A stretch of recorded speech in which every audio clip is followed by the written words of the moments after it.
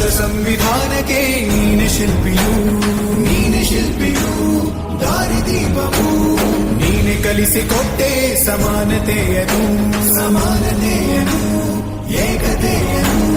ರಾಷ್ಟ್ರ ಸಂವಿಧಾನಕ್ಕೆ ನೀನೆ ಶಿಲ್ಪಿಯು, ನೀನೆ ಕಲಿಸಿಕೊಟ್ಟೆ ಸಮಾನತೆಯನು. ನಿನ್ನ ಲೇಖನಿಯ ಬರಹ ದೇಶ ಗರ್ಜನೆ, ಒಂದು ಒಂದು ಮಾತು ಕೂಡ ಭೀಮ ಗರ್ಜನೆ. ನಾಯಕ ನೀನು ಭೀಮರ, ಮಹಾನಾಯಕ ನೀನು ಭೀಮರ, ನಾಯಕ ನೀನು ಭೀಮರ, ಮಹಾನಾಯಕ ನೀನು ಭೀಮರ. ನೊಂದ ಜನರಿಗೆ ನೀ ದೇವರೋ ಜಗ ಹೇಳಿದೆ ಜೈ ಭೀಮರ.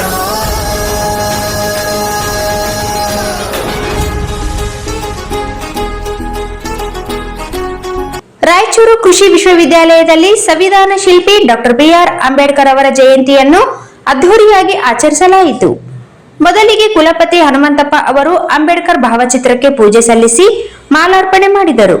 ಕ್ರಾಂತಿ ಗೀತೆ ಹಾಡಿದ ಕೃಷಿ ವಿಶ್ವವಿದ್ಯಾಲಯ ಆಡಳಿತ ಮಂಡಳಿ ಸದಸ್ಯರಾದ ಮಲ್ಲೇಶ್ ಕೊಲಮಿ ರಾಂಪುರ್ ಅವರು ಮೊನ್ನೆಯಷ್ಟೇ ಕೃಷಿ ವಿಶ್ವವಿದ್ಯಾಲಯ ಗ್ರಂಥಾಲಯಕ್ಕೆ ಅಂಬೇಡ್ಕರ್ ಅವರ ಹೆಸರು ಇಡುವ ಮೂಲಕ ಅವರ ಓದು ಆದರ್ಶ, ನಿಮ್ಮ ವರ್ಗದವರ ಬಗೆಗಿನ ಕಳಕಳಿ, ಸಾಮಾಜಿಕ ಚಳುವಳಿ, ಯುವಕರಲ್ಲಿ ಸ್ಫೂರ್ತಿ ತುಂಬುವಂತೆ ಸಹಕಾರ ನೀಡಿದ ಕುಲಪತಿಗಳಿಗೆ ಕೃತಜ್ಞತೆ ಸಲ್ಲಿಸಿದರು. ಅಂಬೇಡ್ಕರ್ ಅವರ ಕಾಲದಲ್ಲಿ ಶೋಷಣೆ, ಅಸಮಾನತೆ, ಮೂಢನಂಬಿಕೆ, ದಲಿತರ ಮೇಲೆ ದೌರ್ಜನ್ಯವಿತ್ತು.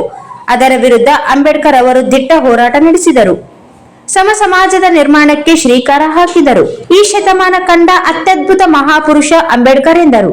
ಅಂಬೇಡ್ಕರ್ ರೂಪಿಸಿದ ಸಂವಿಧಾನ ನೀಡಿದ ಮೀಸಲಾತಿಯಿಂದ ದಲಿತ, ಹಿಂದುಳಿದವರು ಸುಸ್ಥಿರ ಬದುಕು ನಡೆಸುತ್ತಿದ್ದಾರೆ ಎಂದರು.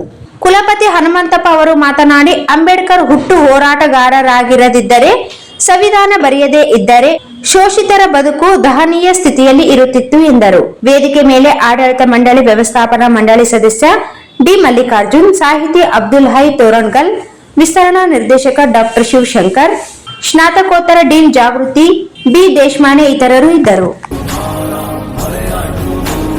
ಸಂಕಟದಲ್ಲಿ ಬಂದೆ ಆಗಿ ಆಧಾರ, ನಿನ್ನಿಂದ ಅಸಮಾನತೆ ಈಗ ದೂರ, ನೀ ತೋರಿದ ದಾರಿ ದೇಶ ಸಾಗಿದೆ, ಸೂರು ನೀರು ಭೇದವೀಗ ದೂರವಾಗಿ